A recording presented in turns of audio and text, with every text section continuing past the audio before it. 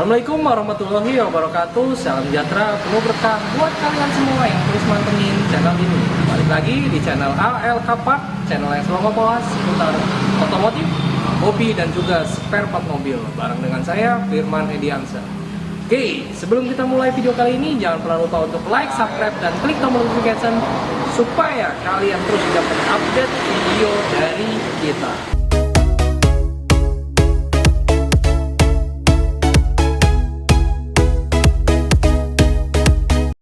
Oke, di video kali ini kita bahas sebuah peralatan yang dipakai biasanya di dunia percucian mobil, dan peralatan ini biasanya dipakai untuk door smear.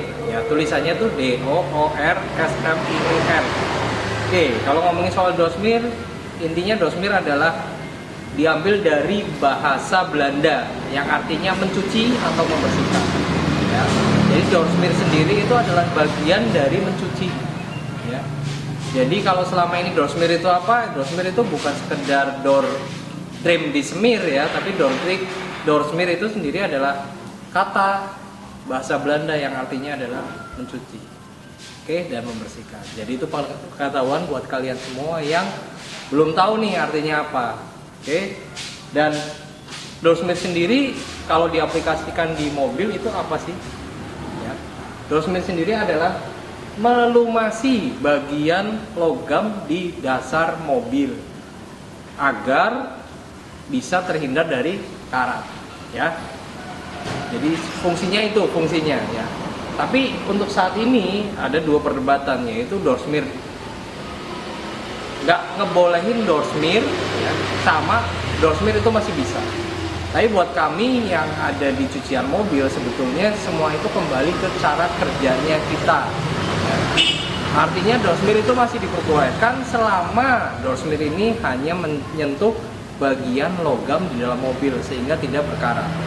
Tapi untuk bagian karet-karet, ya, kalau plastik masih aman. Tapi kalau karet-karet, tolong sangat-sangat dihindari. Oke, seperti apa caranya door smear yang baik dan benar agar kalian semua juga semakin paham dan semakin ngerti harus seperti apa mobil kalian di door smear. Oke, kita tunjukkan caranya. Door smear itu sebetulnya menghindari bagian-bagian karet, apalagi terutama bagian-bagian karet yang krusial kayak ban. Terus karet yang ada di bagian suspensi, ya. Terus karet-karet seperti ini nih, ini karet kayak gini nih. Ini soalnya ada masa pakainya, dan semakin disemprot oli nanti dia akan semakin keras dan mulur, ya. Jadi kalau bisa bagian-bagian seperti ini. Ayo, Mas Siam. Nah, kayak bagian itu. Nah, yang detail ya, hampir semuanya. Intinya sebetulnya ini kalau sudah di door smear dia akan melapisi bagian yang besi seperti ini. Terus bagian sini, kalau sini kan sebetulnya yang karet cuma ada di bagian ini nih. Nah, kita nggak maksimalin yang sini. Kita cuma kasih semprot bagian inner fender karena ini plastik. Jadi nggak masalah kalau di door smear.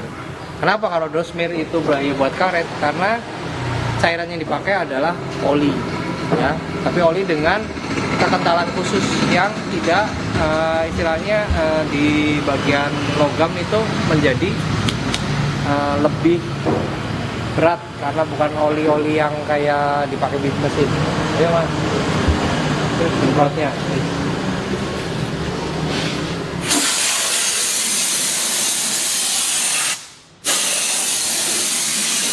Nah, jadinya nanti dia lebih kering. Rasanya kotoran nanti yang nempel pun gampang dibersihkan besoknya waktu dibersihkan lagi. Oke, kalau ngebahas soal door smear sendiri sebetulnya ini kayak semacam bisa dibilang boleh nggak sih? Tapi selama ini juga banyak orang yang selama ini tetap melakukan door smear, bahkan cucian mobil dimanapun juga tetap melakukan pelayanan door smear. Kalau dibilang nggak boleh, sebetulnya kalau kita sebagai penggerak atau pemilik cucian mobil nggak masalah sih kalau door smear sendiri. Tergantung gimana caranya kita nyemprot door smearnya itu sendiri, ya. Kalau selama door smearnya disemprot hanya di bagian logam, Kenapa enggak? Yang pertama, jadi tetap menjaga agar logam itu tidak berkarat, apalagi di bawah mobil. Kedua, apabila terkena kotoran, maka menempelnya tidak langsung ke bagian bodi mobil, karena masih ada bagian minyak yang nantinya di saat dibersihkan lagi itu nanti gampang banget rontoknya. Bahasanya itu melicinkan logam tersebut dan membersihkan logam tersebut, ya. Terus kalau yang dikatakan nggak boleh itu apa? Tadi udah dijelaskan juga waktu kita tunjukin, yaitu bagian karet-karet yang ada di bagian bawah mobil, terutama bagian suspensi, karet stabilizer, terus ban cadangan, itu jangan sampai disemprot oleh yang namanya oli door smear itu sendiri. Oke, jadi kesimpulannya, door smear itu apa sih? Door smear itu adalah kata yang diambil dari bahasa Belanda yang artinya adalah membersihkan.